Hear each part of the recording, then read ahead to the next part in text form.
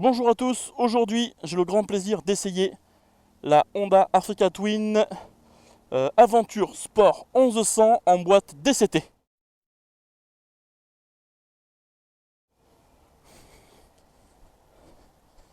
Allez, je vais monter dessus. Oh. Ouais bah purée, il faut un petit peu de souplesse. Donc là, la selle est au plus haut. Donc elle est à 870 mm de hauteur. J'ai les pointes des pieds de chaque côté. Les cale-pieds qui tombent en face de mes tibias, donc il faut que je recule. Voilà, si je recule sur la moto, tout va bien, mes tibias passent derrière les cale-pieds. Mon regard passe au-dessus de la bulle est en position basse et le guidon tombe bien sous mes mains. Là je suis vraiment bien. Bon, il aurait fallu remonter un tout petit peu le guidon, mais c'est pas mauvais non plus. Hop, quand je pose le pied, voilà, j'ai pas un gros angle, c'est pas mal. Allez, c'est parti, je la démarre. Et je pense qu'il y a plein de choses à dire sur cette bécane.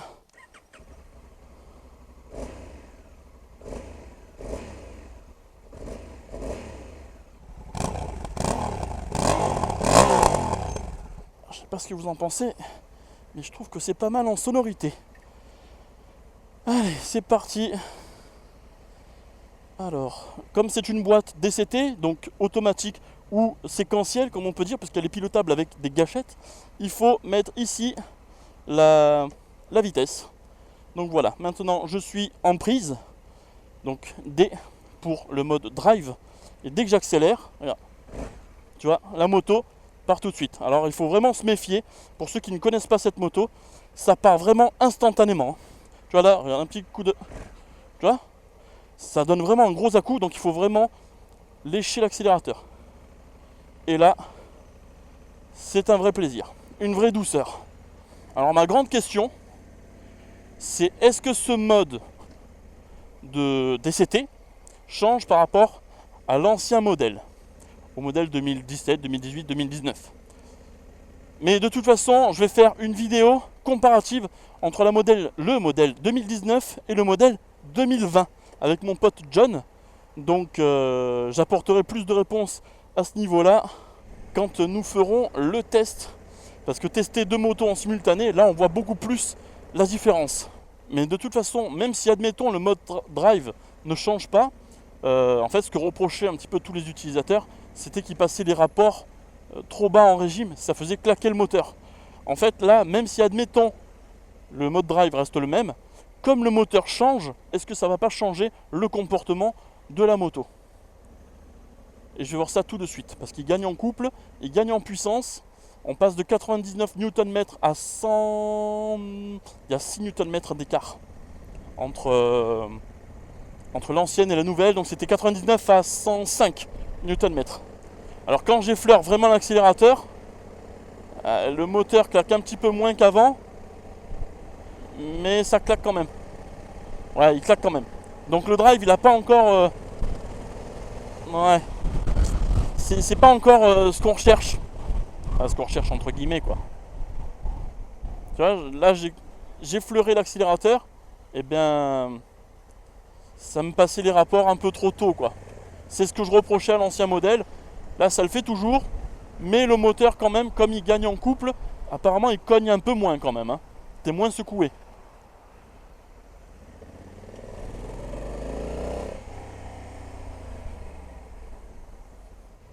Alors, je suis un petit peu dépaysé. Avec tous ces boutons, ce n'est qu'une prise en main. Mais pour l'instant, je suis un petit peu dépaysé. Je cherche mes clignots. J'appuie un petit peu sur des boutons limite au hasard. Mais c'est qu'une prise en main. Je pense que dans 5 minutes, ce sera réglé. Alors, le frein.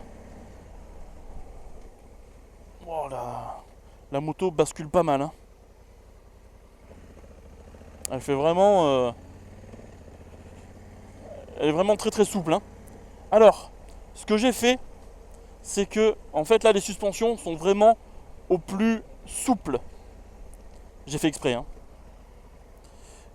Comme j'ai pré-programmé, on peut pré-programmer les utilisateurs, les modes de conduite, eh bien j'ai mis un mode, le utilisateur 1, avec tout de plus faible, le plus mou possible, les suspensions, le moteur, tout, le frein moteur, tout, j'ai tout mis au plus faible. Et utilisateur 2, j'ai fait totalement l'inverse, j'ai tout rigidifié, j'ai rajouté toute la puissance, tout le frein moteur, les suspensions au plus dur. Donc on va voir ce que ça donne.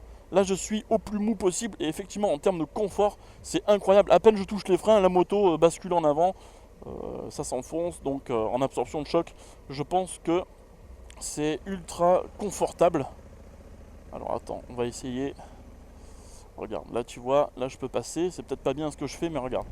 Tac, je peux passer le terre-plein central, mais alors je l'ai limite même pas senti quoi. Il y a un bon centre de gravité.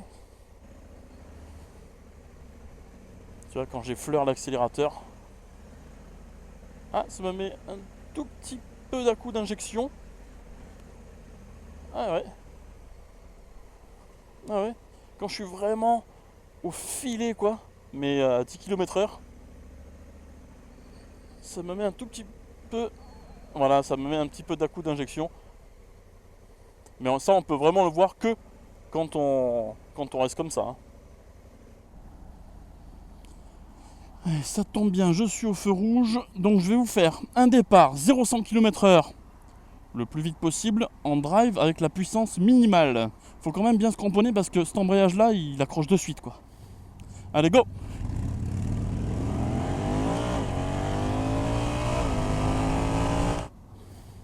Allez go!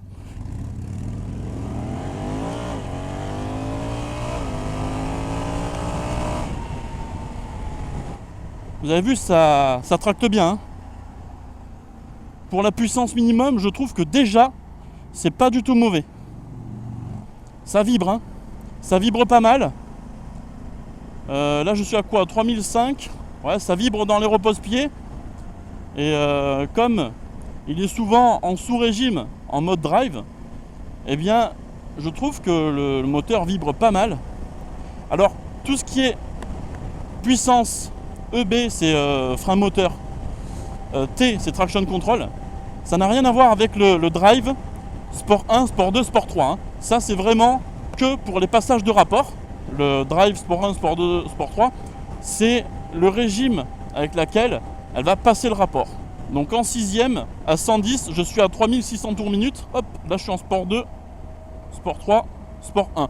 Alors j'entendais des utilisateurs, des propriétaires dire qu'ils mettaient souvent en sport 1 parce que la boîte était un peu plus intuitive. Donc là je viens de la mettre en sport 1. On va voir ce que ça va donner. En termes de protection au vent, là j'ai mis la selle en position basse, ce qui fait que mon champ de vision arrive sous la limite de la bulle. Si jamais je me mets vraiment droit avec un dos très droit, mon champ de vision passe à 2-3 cm au-dessus. Et si je me recroqueville, chose que je fais tout le temps, eh bien je passe 2 cm, 3-4 cm en dessous de la bulle. Alors c'est simple, hein, il y a des options au niveau de la selle. Donc déjà d'origine elle est modifiable, elle passe de 850 à 870 mm. C'est un coup à prendre, hein. Là j'ai mis 5 minutes à comprendre comment elle se réglait. Et ensuite tu as des options de selle plus basse et selle plus haute. Selle plus basse, tu vas passer, si je ne me trompe pas, de 825 à 850 mm. Et la selle plus haute, ça va être de 875 mm à 890 mm. Je pense qu'au niveau des chiffres, je suis bon. Mais voilà, tu as des options si nécessaire. Alors, qu'est-ce que ça donne ? Là, j'ai un virage qui va se resserrer énormément. Donc, je vais voir comment la boîte réagit.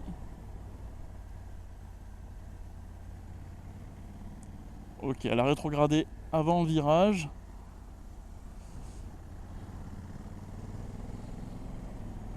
Alors j'ai ouï dire qu'elle ne changeait pas de rapport dans les virages.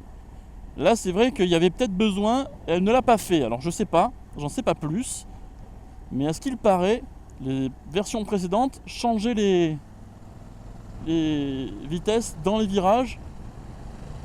et là paraîtrait que non. Bon, elle me l'a pas fait. Les 2-3 virages là, elle ne me l'a pas fait. Si vraiment tu as besoin, tu peux assister la boîte, tu peux agir sur son passage de rapport. Regarde, là je suis en 6, si je veux déboîter, j'appuie une fois, 2 fois, je suis en 4, et là j'accélère. Tu vois? Donc, que ce soit en drive ou en sport, de n'importe quel sport que tu sélectionnes, hein, puisqu'il y a 3 niveaux de sport pour la boîte, tu peux quand même... Voilà, là je suis en 5, hop, et voilà. Je viens de passer en 6, parce que j'ai appuyé sur la gâchette du haut, pour lui dire, vas-y, passe en 6, parce que ça sert à rien de rester en 5. Donc, je trouve qu'entre drive et sport, on n'a pas le cul entre deux chaises. Je vais pas aller jusque là, mais presque. Ça veut dire que il va quand même falloir aider la boîte dans son interaction, mais parce que forcément, elle n'est pas dans ta tête la boîte, donc elle ne sait pas les attentes que tu as, quoi. Donc, il faut que ce soit en drive ou en sport, j'ai remarqué qu'il faut quand même donner 2-3 pichenettes dès que tu veux déboîter, dès que tu veux accélérer, parce que le temps qu'elle comprenne, elle met un petit peu de temps à agir. Voilà. Alors, parlons de cette ergonomie de la moto. C'est vrai qu'il y a des boutons partout, ok. Il ne faut pas être effrayé par le nombre de boutons, parce qu'au final, si tu n'es pas quelqu'un qui utilise beaucoup l'électronique, regarde, hop, là je suis en 5 encore, donc je la repasse en 6, bref. Au final, si tu es un utilisateur simple, tu vas te servir que de 3-4 boutons, hein, pas plus. Donc faut pas être effrayé. Une fois que ta moto est pré-réglée, t'as plus besoin de tout bidouiller en fait. Voilà. Donc à ce niveau-là, je voulais apporter des précisions. Ensuite, pour l'ergonomie générale, tu vois que c'est pas une moto de petit. Elle te fait clairement sentir que c'est une moto de grand. Là, j'ai mis la selle en position basse. Et pourtant, dès que j'arrive à un stop, dès que je dois m'arrêter quelque part, je peux te garantir que je cherche mes appuis. Donc j'ai peur de basculer, tu vois. Pourtant, je suis quelqu'un qui suis habitué aux essais. Donc j'imagine pas quelqu'un de plus petit qu'un mètre 72. Moi, je fais 1m72 avec des jambes de 86 cm. Quelqu'un de plus petit qui reprend la moto, admettons. Là, il y a de grandes chances qu'il accouche rapidement. Donc ça va être une moto qui va s'adresser à quelqu'un qui connaît la moto, qui connaît ses appuis, qui sait quand est-ce qu'il va s'arrêter, tout ça.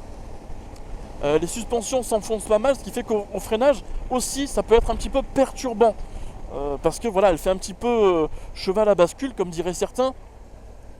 Et donc, quand tu t'arrêtes, elle s'enfonce, et le temps qu'elle revienne, tu vois, tu peux changer tes appuis. Donc ça aussi, ça peut être une source de chute aussi. Enfin, voilà, quoi, tu m'as compris. Les commandes. Tu vois, les commandes, quand j'ai fait la présentation du compteur, je l'ai fait dans une vidéo précédente, je t'invite à la regarder d'ailleurs, parce que j'ai vraiment montré le compteur, comment ça fonctionnait, mais c'était pas la boîte DCT. Dommage, j'aurais préféré montrer la boîte DCT, puisqu'il y avait un peu plus de boutons. Mais c'est pas grave. C'est pas grave. Là, tu as les gâchettes, passage de rapport supérieur, passage de rapport inférieur, et tu peux agir sur la boîte, la passer en manuel, donc c'est que toi qui gères avec les gâchettes, ou tu peux la passer en automatique, c'est elle qui va gérer, et ensuite en automatique 1, 2 ou 3, enfin drive, sport 1, sport 2, sport 3, tu as 4 niveaux d'automatisme, si je peux dire. Donc elle me fait clairement sentir que c'est une moto de grand, parce que moi, mes mains, alors tout le monde me dit qu'elles sont pas petites, hein, bon, je trouve que j'ai des petites mains, mais bref, déjà, je suis un petit peu en galère pour aller appuyer sur les clignotants, et ensuite, le bouton de passage de rapport inférieur, c'est encore en dessous du bouton de clignotant, ce qui fait que vraiment, il faut que je bouge ma main pour agir sur les commandes. Moi, je suis quelqu'un qui met mes mains en extrémité des poignets, et je trouve que la gâchette inférieure et supérieure, enfin le passage de rapport inférieur et supérieur, sont pas assez proéminentes. Alors forcément, pour quelqu'un qui va avoir des plus grandes paluches, elles vont être au top. Si elles étaient plus sortantes, plus proéminentes, forcément, il se plaindrait qu'elles seraient plus proéminentes. Mais moi, pour des petites mains, je peux te garantir que j'ai besoin de chercher les gâchettes. Alors la positive encore, elle tombe assez facilement sur mon index, mais alors la négative, enfin, le passage de rapport inférieur, Là, tout de suite, il faut que je la cherche un petit peu. Et au début, c'est vrai que les 10 premières minutes, j'arrêtais pas d'appuyer sur sur le clignot. Parce que vraiment, au toucher, c'est pas que c'est presque pareil, mais j'appuyais sur le clignot, je me disais, mais quand est-ce qu'elle rétrograde la boîte? Mais c'est dingue ça. Elle est si lente que ça. Mais non, c'est pas ça, c'est pas qu'elle est lente. C'est que j'appuyais sur le clignot. Donc, c'est un coup à prendre. Hein. Vraiment, cette moto, c'est un coup à prendre. Au début, voilà, j'appuyais un petit peu sur, voilà, sur des boutons. C'est vrai que visuellement, il y en a de partout. Je suis d'accord. Pour ceux qui sont pas férus d'électronique, ça va un peu vous gaver. Ouais. Mais une fois que tu as pris le coup, ça va, c'est assez facile. Mais voilà, j'aurais voulu des gâchettes un petit peu plus proéminentes, pourquoi pas en option, pourquoi pas des gâchettes un petit peu plus longues pour les petites mains. Je dis ça, ce n'est qu'une idée, mais tu changes les deux boutons et ce serait beaucoup mieux pour les petites mains. Quoi d'autre? Ah oui, les phares. Les phares, j'avais dit dans ma vidéo de présentation du compteur qu'effectivement les phares, je confirme, hein, ils sont pas super accessibles. Donc tu as phare, plein phare, tu fais appel de phare, plein phare ou feu de croisement. J'aurais préféré une gâchette un petit peu plus accessible. En termes de compteur, par contre, il est très. J'ai rien à dire, hein, il est très facilement lisible. Par contre, j'ai un reproche à lui faire, c'est dès que tu changes de fond d'écran, d'information, là tout de suite, ça devient un petit peu plus compliqué. Celui que je préfère, le fond que je préfère, c'est celui-là. C'est là où tu as toutes les informations. C'est là, je pense, où tout le monde s'y retrouvera. Parce que tu as toutes les informations sur l'assistance, sur les boîtes. Hop, regarde, il faut que je la passe en 6 encore, en Sport 1, tu vois. Je vais la repasser en drive d'ailleurs. Parce que là, je suis vraiment en train de rouler comme une vieille. Bref, je vais revenir à ça sur la vitesse. Voilà, donc ce cadran-là, c'est celui que je préfère. C'est le plus complet, c'est le plus sympa aussi visuellement.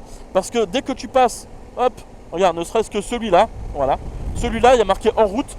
Eh bien, tu as marqué drive sur le compteur du bas, que vous n'aimez pas tous. Hein.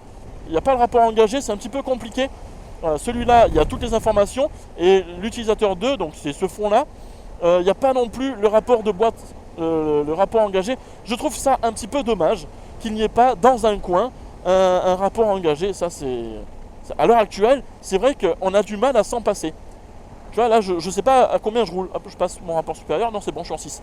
Donc c'est un petit peu dommage qu'on perde des informations. On perd la vitesse selon le fond, on perd le rapport de boîte engagé selon le fond. Et ben, je trouve ça un petit peu dommage. Voilà, c'est les petits dommages de cette moto. Au niveau de la protection au vent, je suis vraiment super bien protégé. Je m'attendais à moins bien que ça. Je trouve que je suis super bien protégé derrière cette bulle. Elle est en position basse, je suis pas très grand, hein, je suis à 1m72 comme je disais. Et déjà, elle me protège super bien. Je sens à peine du vent sur les bras, mais c'est léger. Je trouve qu'en protection des jambes, du buste, on est au top. Pas de perturbation dans le casque. Tout de suite, dès que je me redresse, ouais, j'ai les perturbations qui me vont dans la tronche. Donc là, pour les grands, il faudra sortir la bulle. Oui, bah alors justement, comme tu ne sens pas le vent, tout ça, il y a aussi la vitesse. Tu ne la sens pas. Tu ne la sens pas. Tu roules à 120 sur une nationale semi-sinueuse et tu te dis, bah voilà, là je suis à 65, 70, tu regardes, ah non, 120.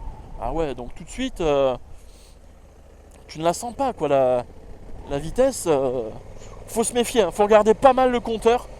Voilà, et la moto en plus, elle se couche, elle te met en confiance. C'est un truc de dingue. Les suspensions travaillent très très bien, il y a énormément de confort. Donc tout est positif. La selle s'est affinée. Elle s'est affinée. Je viens de la mesurer. Elle perd 4 cm. On est à 20 cm sur celle-là que je suis en train de tester, la 2020. Et la 2019, on était à 24 cm. Le réservoir aussi, on est à 24,8 litres. Je me rappelle plus l'ancien par contre, à combien il était. Mais en tout cas, ça nous permet de faire dans les 500 km. Peut-être plus pour les plus gentils, peut-être moins pour les moins gentils.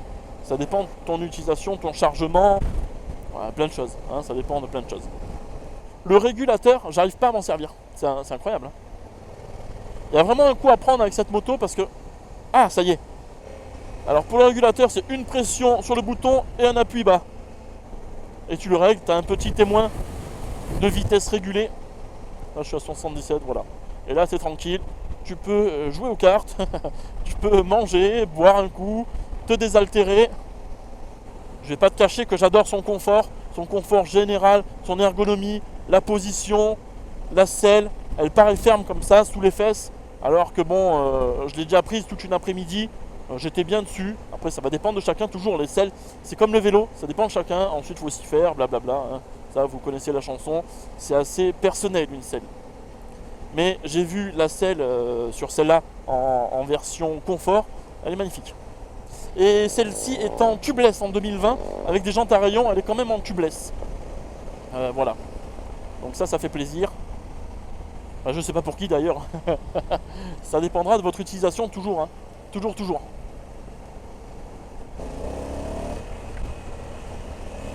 Cette moto met vraiment en confiance. Hein. Oh la vache. Elle est pas mal. Hein. En performance, elle est pas mal. Vraiment. Là, j'arrive pas à te dire si c'est plus puissant que la version précédente parce que la dernière fois que je l'ai touché, c'était avant l'été. Donc forcément, en termes de sensation, tu vois, en essayant plusieurs motos, eh ben, c'est pas que tu oublies, forcément, si, tu oublies. Mais quand je la ferai essayer avec mon pote John en simultané, là, tout de suite, on verra la différence de couple et de puissance. Ça, ce sera intéressant. Alors, comme je disais en début de vidéo, j'ai pré-réglé mon utilisateur 1 et utilisateur 2. Là, je suis en utilisateur 1, et donc utilisateur 1, j'ai puissance frein moteur au minimum, avec les suspensions les plus confortables possibles. Ok ?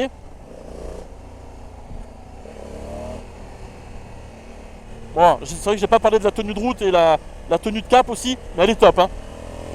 Même si les suspensions travaillent bien, elle garde son cap, elle est précise, elle est bien, vraiment géniale. Les pneus, c'est du Bridgestone Adventure Cross Tourer, un truc comme ça, Batlax, qui sont très bien aussi. Je suis passé sur des morceaux de route mouillés, je ne sentais pas la transition, ils me mettent en confiance, ils sont bien. Les pneus, franchement, j'ai rien à dire. Je sais qu'en 2017, j'avais essayé la première fois l'Africa Twin, je n'avais pas du tout aimé parce que les pneus faisaient un train avant fuyant. Et là, je trouve qu'elle est rivée au sol. Depuis 2018, je la trouve, l'Africa, je trouve qu'elle a plus de défauts. Allez, je vais passer sur l'utilisateur 2 avec le plus de modes possible en termes de, enfin, le plus de puissance et le plus de frein moteur. Allez, c'est parti. Prenez une langue.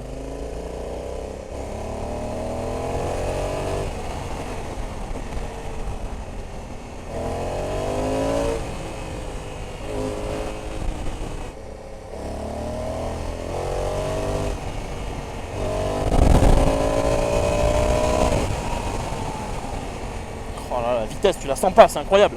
C'est incroyable. La vitesse, tu la sens pas. T'es protégé, elle est rassurante.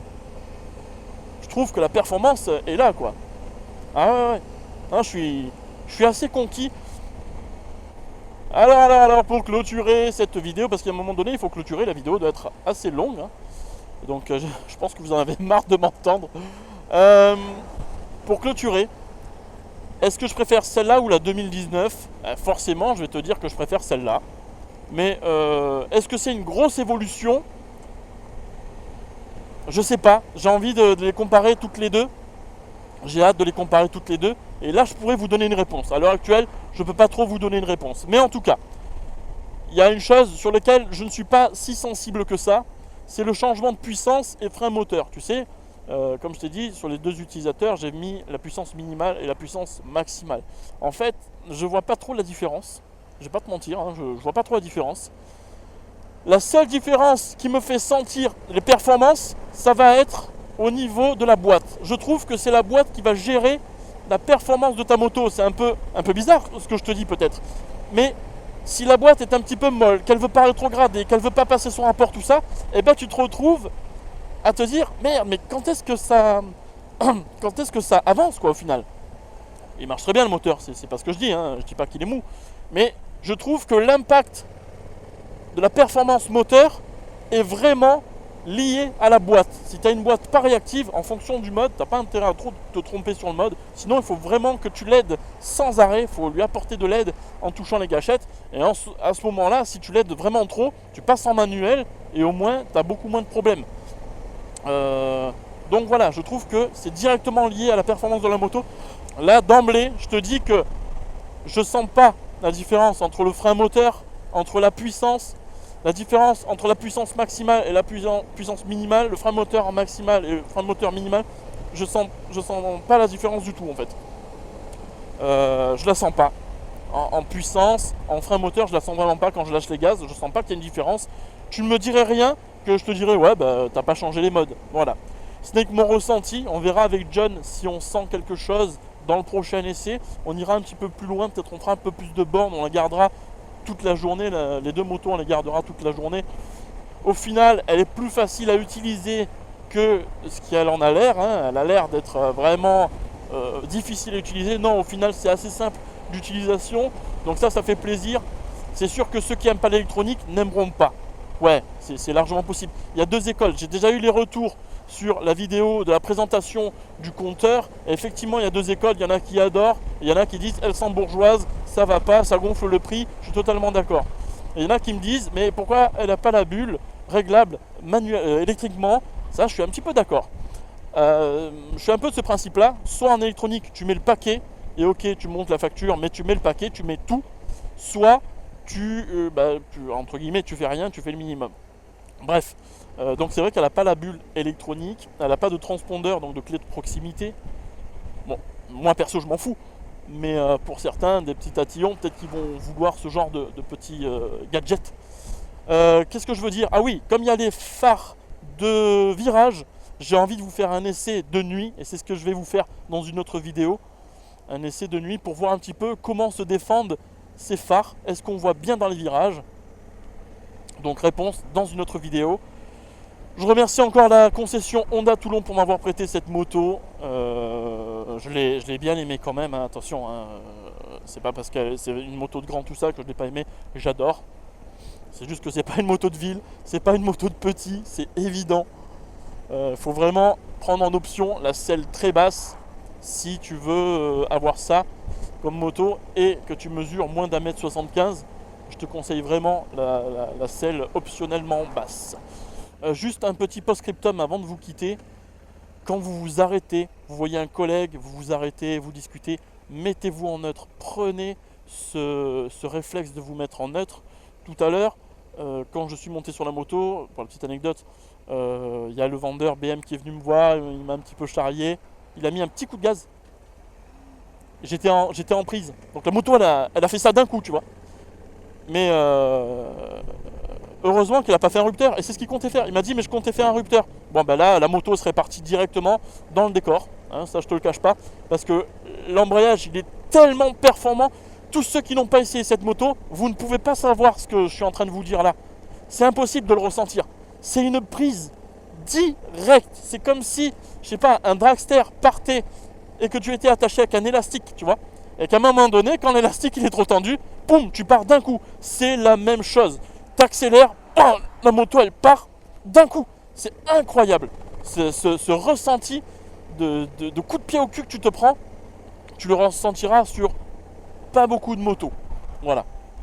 Donc, prenez l'habitude de vous mettre en neutre, s'il vous plaît. Ça vous évitera des petits problèmes. Voilà.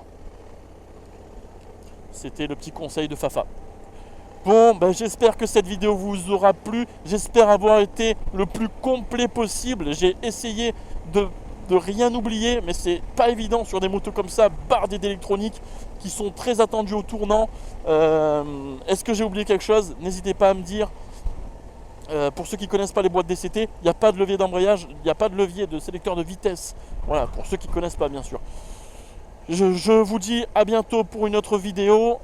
Et surtout celle-là, à bientôt pour les autres essais, donc de nuit et en comparatif avec le modèle 2019. Merci à tous d'être toujours autant présents et être de plus en plus présents. Merci de commenter, liker, vous abonner si besoin. Et je vous dis à la prochaine pour une autre vidéo. Je vous laisse, bonne journée, à plus, il fait beau, il fait magnifique. Et moi je vais rendre cette super moto à la concession Honda Toulon. Ciao tout le monde. Ah, post-scriptum, encore un petit dernier post-scriptum. Le clignotant, je suis pas conquis, je suis pas convaincu. C'est les clignotants automatiques que j'ai laissés pour voir si ça marchait bien. Ça marche, ouais. Ouais, je suis pas conquis quoi. Ça marche moyennement en fait, comme je disais. Elle lit pas dans tes pensées. Donc forcément, le clignotant, c'est un petit peu pareil. Donc voilà, je suis pas conquis. Ça marche, ouais, mais moyennement. Voilà. Allez, ciao tout le monde.